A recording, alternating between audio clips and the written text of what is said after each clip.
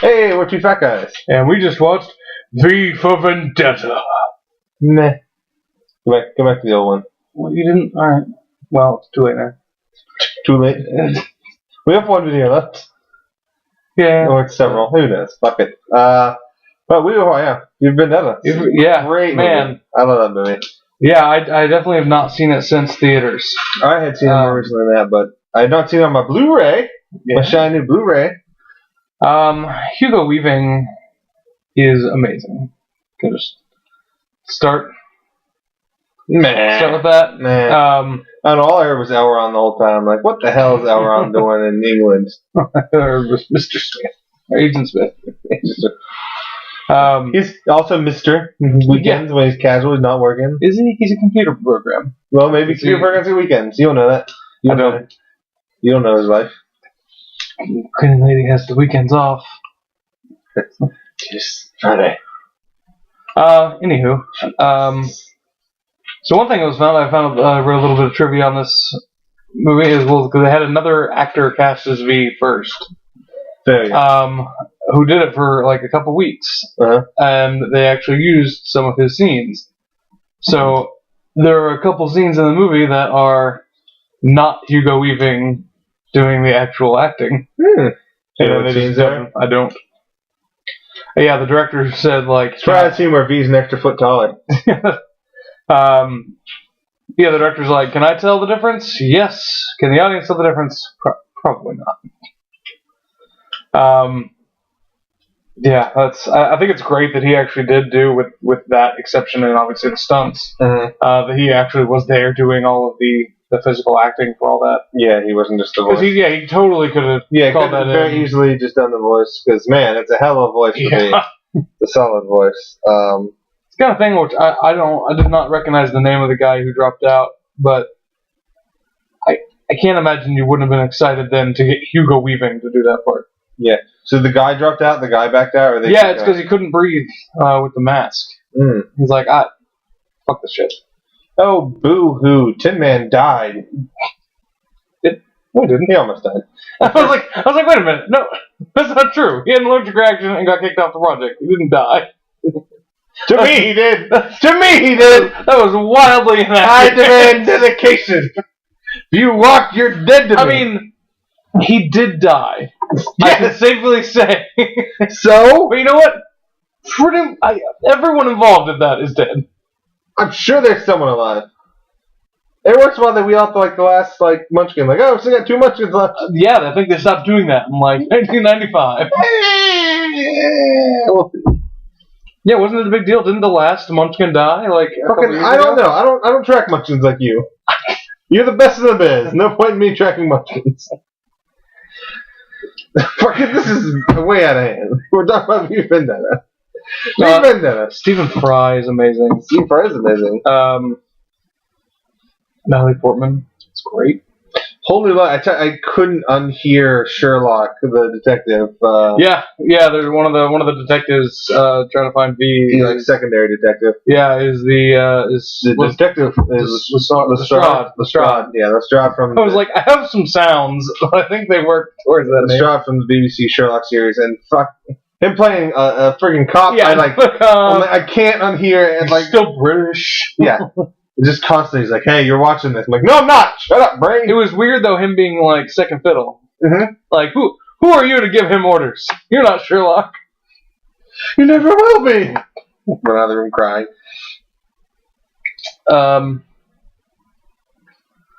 Good comment. Yeah, I mean, I think this is a great movie to end on, as well. Yeah. Like Kick-Ass, it was just kind of a nice refresher, kind of not tangentially related to DC.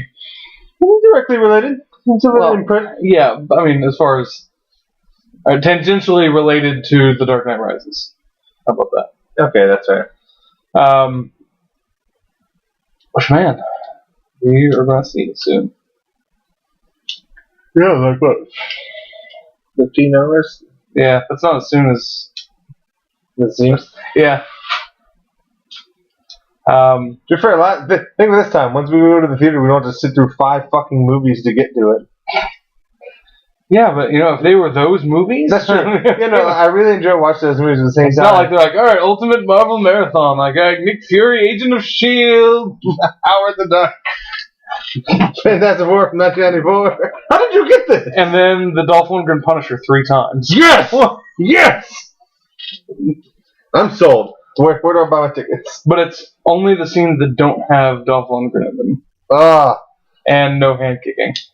Well, you big dangerous game to play, my friend. It wouldn't take very long. It'd be like it's a fan edit. It's like a minute and a half. Yeah, it'd be like a little short loop.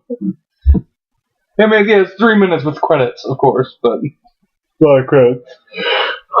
Stupid unions and all their credits. I don't have much to say about this movie. I mean, it's really good. I haven't seen it in a long time. I'll probably watch it again. I think this in the near future. Like, I need to examine the chronology thing, so I'm just gonna make wild statements without checking them. That sounds good. I don't fucking care. Let Clayton call me out later. I think this is the first movie I saw Natalie Portman like, oh, she's actually a thing. It's not just the chick from Star Wars. Yeah, I believe that to be true. Yeah, I feel like this is the first time I gave her like, oh, okay, I'll buy her. Because I remember it being announced, and I was like, okay, well, she's in the movie, shoots her head shaved, whatever. Yeah, Star Wars chick, okay. Yeah, and then she was great.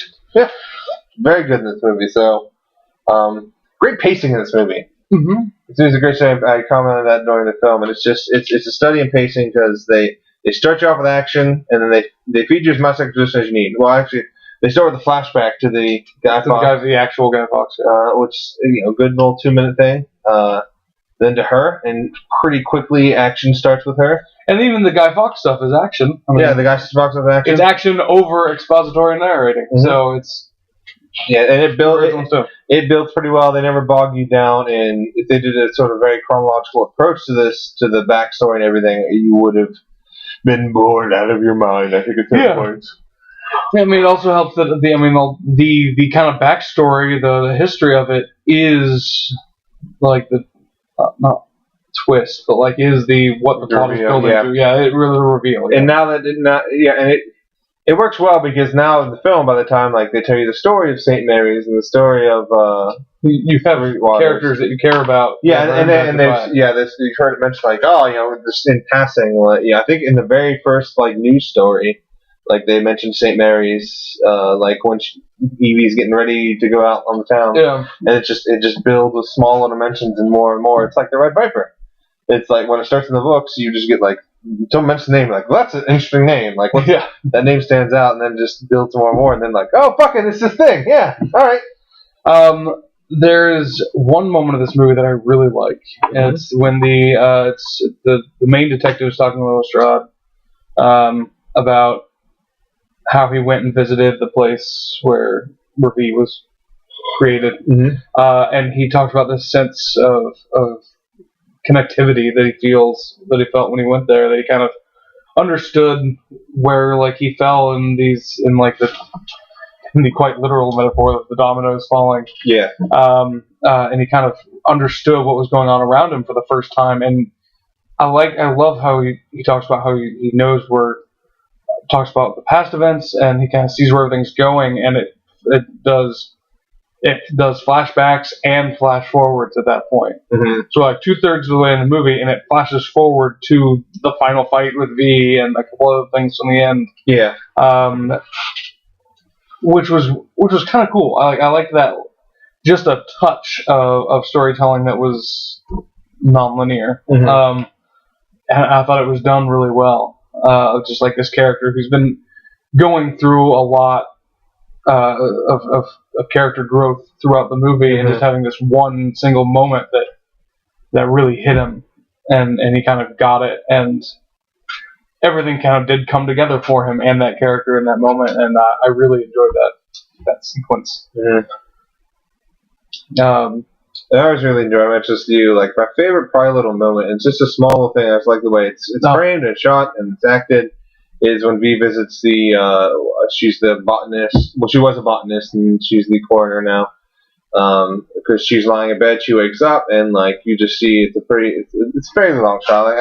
Long shot because it's a long shot of her room, essentially her windows, and the corners are obscured in shadows. She's laying in bed with her back to the windows, and she doesn't move a muscle, and she says, "It's you, isn't it?" V says yes, and like they have an outside light flash through and reveal he's like in the shadowy corner. Yeah, you just see his mask light up for just a moment. And I said I wish the light were maybe a little more subtle, but I just love that she doesn't move at all. She just feels him there, and it's like he just comes into being because of her presence, because of her sense. Yeah. So a lot of fun. Good movie. Yeah. And so look forward to The Dark Knight Rises. Yeah, we're done. We also sleep. I mean, look forward to, not time to sleep. Yeah. Man, one day when I can sleep again. Yeah. So we're just that's it. That's the main chunk of the marathon. Yeah, we're have the grand finale, and we'll have a video of that up tomorrow. The little bonus round, or later today, depending on when I get this up. Bonus track. A lot of V words in this movie. There are a lot of